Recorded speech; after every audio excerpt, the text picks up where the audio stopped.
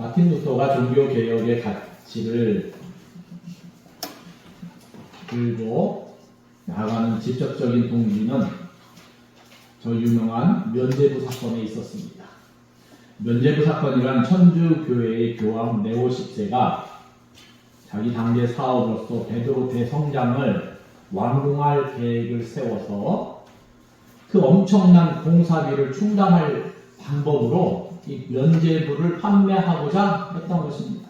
그래서 면죄부를 판매해서 그 돈으로 그 당시 이 베드로 대성당을 완공하고자 계획했던 것입니다. 그래서 알베르트라는 사람과 당시 이 면죄부 판매를 처음 맡아서 그 이익을 교황과 반분하기로 하고 또 유명한 옹병과 태체를 고용하여 그에게 신학 박사학위를 주고 가는 곳마다 면죄부에 대하여 설교하는 일종의 설교를 빙자한 웅변을 하게 하였습니다.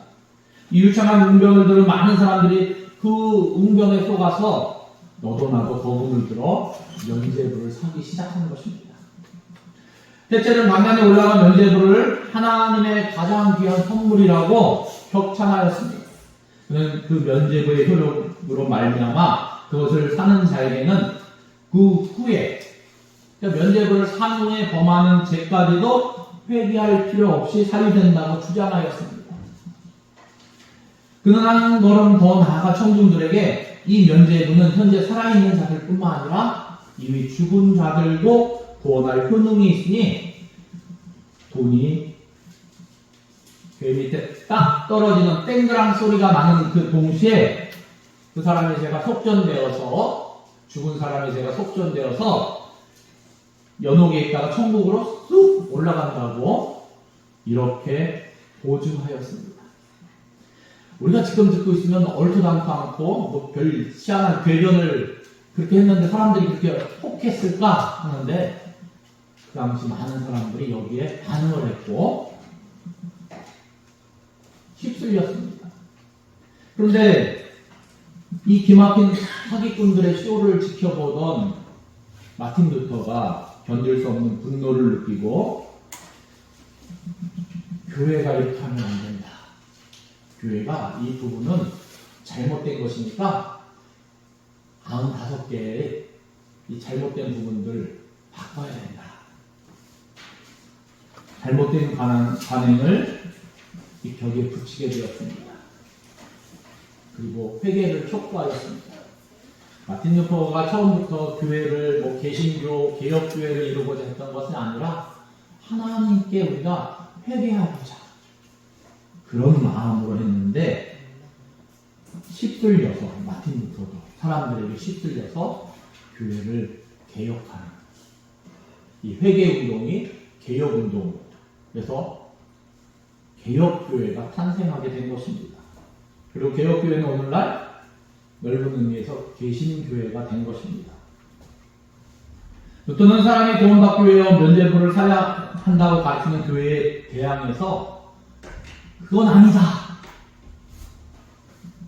아니요 하고 답변했던 사람입니다. 구원은 오직 주 예수 그리스도께서 십자가에 흘린 보혈의 공로로만 가능하다는 것은 그의 믿음이었던 것입니다. 그래서 루터는 오직 믿음으로 오직 은혜로 구원을 받는다는 구원의 진리를 분명히 세웠습니다. 여기에 오직 성경으로 더해서 개혁신앙의 새 기둥을 이루었습니다. 루터가 종교개혁이 우리 신앙과 영성생활에 미치는 가장 지대한 공헌은 당연히 성경입니다.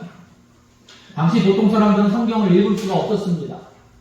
성경은 사제들의 전유물이었습니다. 아니 사제들 중에도 성경을 읽지 못하는 사제들도 있었습니다. 왜냐하면 성경은 라틴어로 기록되어 있었기 때문입니다. 따라서 사람들은 사제들을 통해서만 하나님의 말씀을 접할 수 있었습니다. 그러나 성경은 누구에게나 열려있는 생명의 말씀입니다.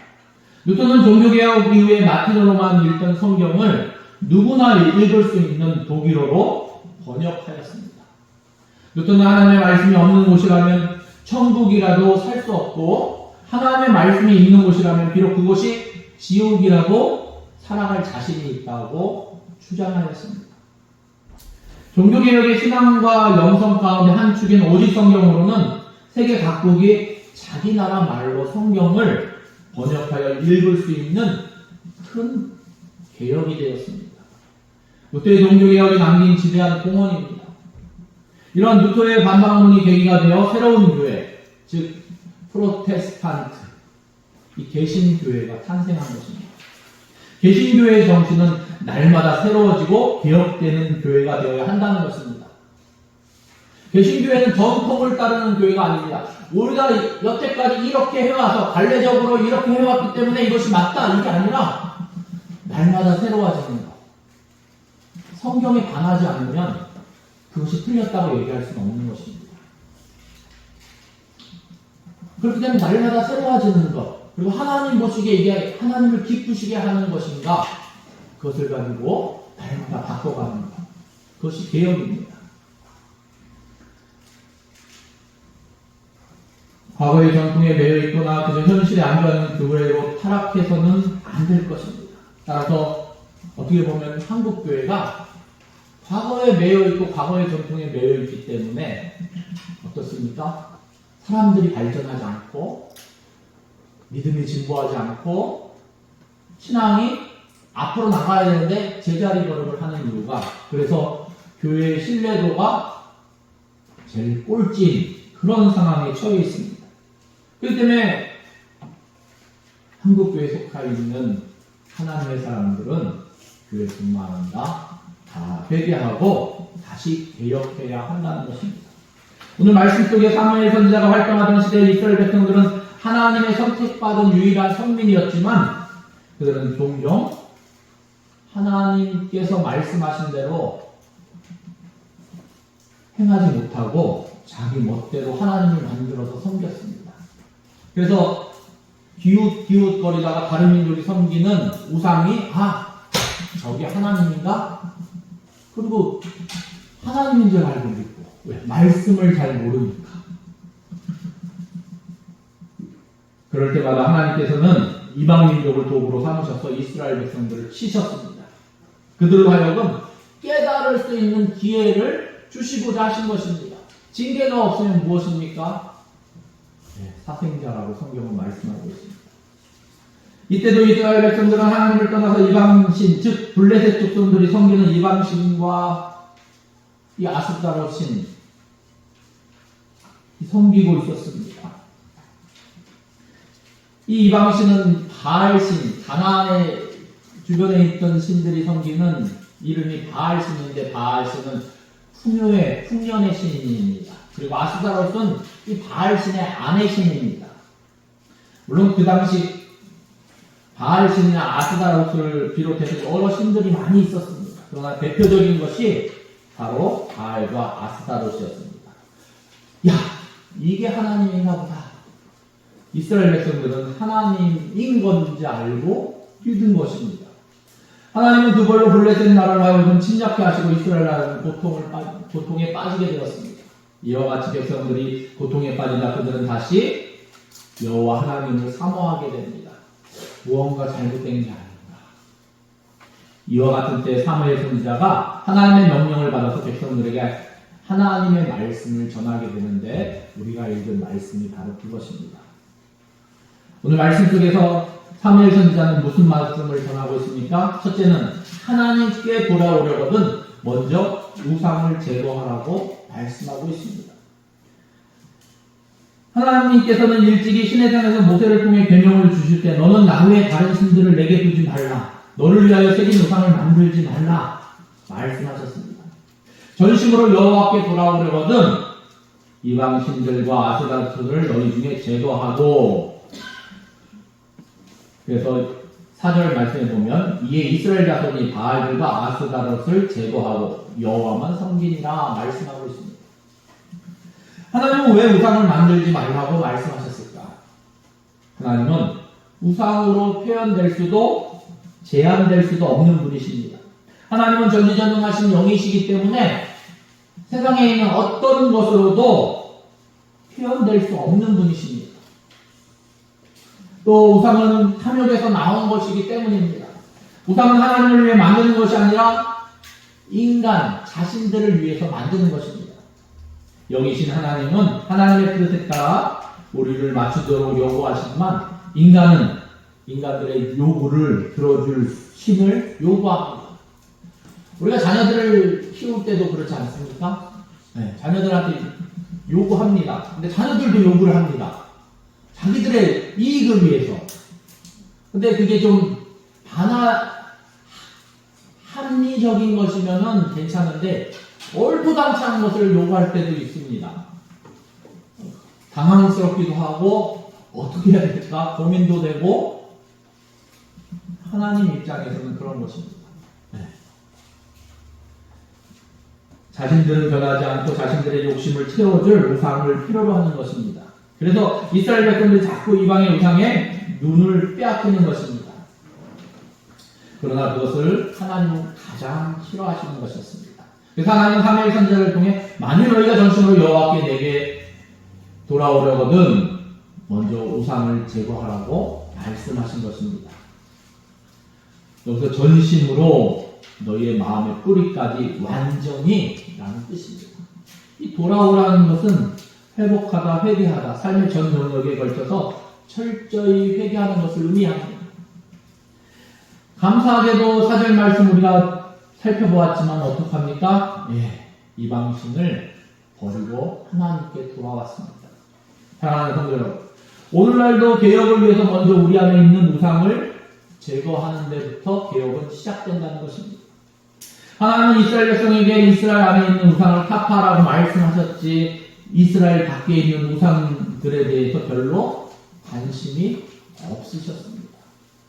그러므로 그리스도인들은 먼저 교회 안에 있는 우상을 타파하는 데 힘써야 하는 것이지 교회 밖으로 나가는 것이 아닙니다. 내 안에 있는 우상, 교회 안에 있는 우상, 내 가정에 있는 우상을 타파해야만 하는 것입니다. 그러면 오늘날 교회 안에 있는 우상은 무엇입니까?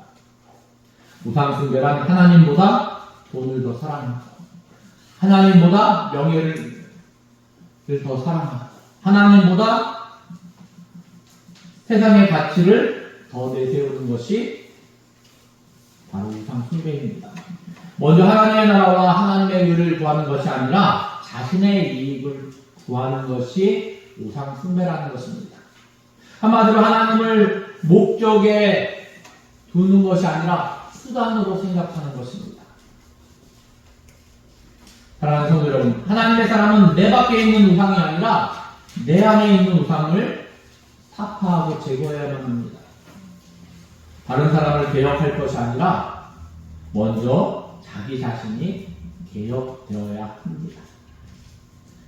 사랑하는 성도 여러분, 우리가 다 서로 자신 안에 있는 우상을 버리고 신앙의 개혁을 일으킴으로 하나님을 기쁘시게 할 수 있는 저와 여러분 되시기를 예수님의 이름으로 부탁드립니다. 두 번째, 마음을 하나님께 향하고 오직 그만 섬기라고 말씀하십니다. 3절 말씀해 보니까 마음을 여호와께로 향하여 그만 섬기라. 마음을 여호와께로 향하여 그만 섬기다. 이 말씀은 중요한 말씀입니다. 삶의 목표와 가치는 하나여야만 합니다. 한 사람이 두 주인을 섬길 수 없습니다. 그 사이에 머뭇머뭇거리면 안 됩니다. 엘리야는 갈멜산상에서 백성들에게 어찌하여 두 사이에 머뭇거리느냐? 백성들에게 촉구하였습니다. 여호와가 만일 하나님이시면 그를 따르고 바알이 만일 하나님이면 그를 따르지니라. 예수님은 사람이 두 주인을 섬기지 못할 것이니 혹 이를 미워하고 저를 사랑하거나 혹 이를 중히 여기고 저를 경히 여기니라. 너희가 하나님과 재물을 겸하여 섬기지 못하느니라 말씀하셨습니다. 두 주인을 섬기는 것은 두 마음을 품는 것입니다. 야고보 장로는 이렇게 권면했습니다. 하나님을 가까이 하라. 그리하면 너희를 가까이 하시리라. 죄인들아 손을 깨끗이 하라. 두 마음을 품는 자들아 마음을 성결하게 하라. 그렇습니다.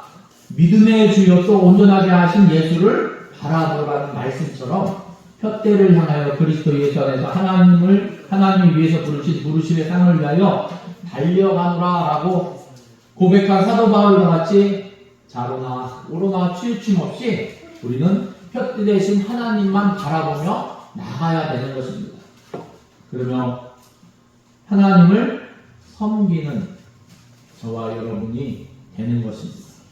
말씀을 전한 사무엘 선지자는 온 이스라엘을 미스바로 모이게 합니다. 5절 말씀해 보니까 온 이스라엘은 미스바로 모이라 내가 너희를 위하여 여호와께 기도하리라 하매 그들이 미스바에 모여 물을 빌어 여호와 앞에 붓고 그날 종일 금식하고 거기에서 이르되 우리가 여호와께 범죄하였나이다 하노라. 사무엘이 미스바에서 이스라엘 자손을 다스리니라. 말씀을 전하고 들은 후에 꼭 필요한 절차가 있습니다. 회개입니다. 새로운 개혁운동은 반드시 회개의 관문을 통과해야만 합니다.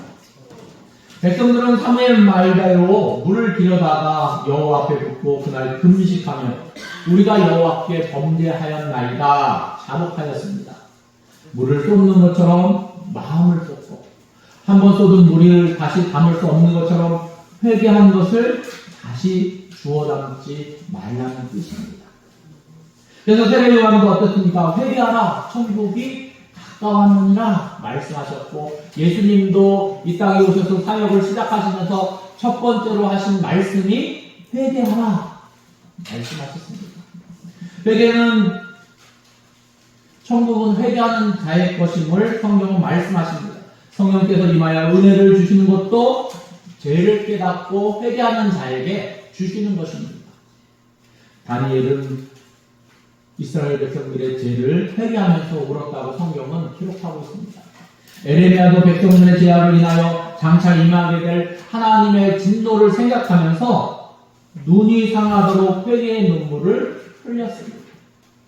오늘날도 이와 같은 하나님 앞에 나 자신을 개혁하며 회개하는 모습들이 있어야 하는 것입니다.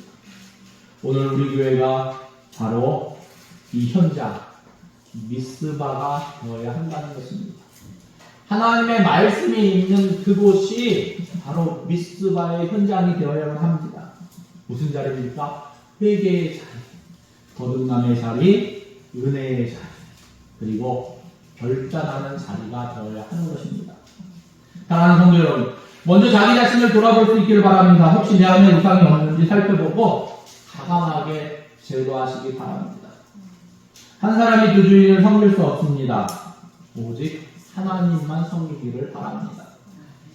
그리고 잘못된 것이 발견하거든 철저히 회개하고 거듭나기를 바랍니다. 입으로만 주여 하는 것이 아니라 하나님의 말씀대로 실천하는 행함의 생활로 변화가 일어나야 하는 것입니다. 저와 여러분의 새로워짐이 우리 교회를 새롭게 하고 이 지역을 새롭게 하고 이 민족을 하나님 앞에 바로 세울 수 있는 놀라운 역사를 만들어갈 수 있기를 예수님의 이름으로 축원합니다. 기도하시겠습니다. 하나님 감사합니다. 하나님 우리가 능력받아 행해야 되는데 우리 안에 있는 우상을 타파하지 아니하며 우리가 정결하고 정직하지 아니하며 하나님과 함께할 수 없고 능력받아 행할 수 없음을 고백합니다. 먼저 하나님 앞에 회개할 수 있기를 원합니다. 모든 것을 씻어내기를 원합니다. 정결한 마음 가지고 서기를 원합니다. 십자가의 보혈로 우리를 맑음히 씻기시고 우리의 죄악을 덮어주심에 하나님 앞에 그 모습 그대로 설 수 있기를 원합니다.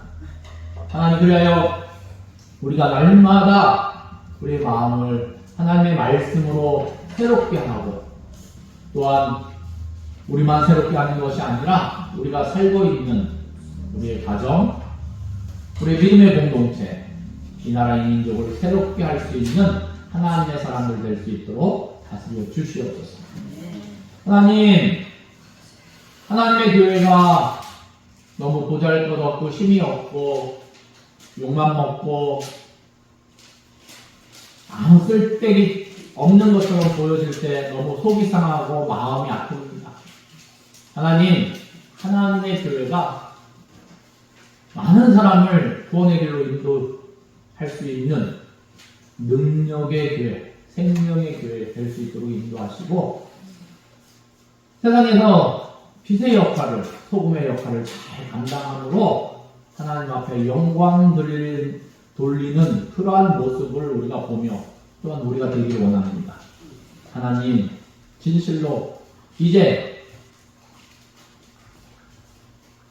무력하게 그 맛을 잃어서 길에 버리워져 사람들에게 밟히우는 하나님의 교회, 하나님의 사람들이 아니라 이제는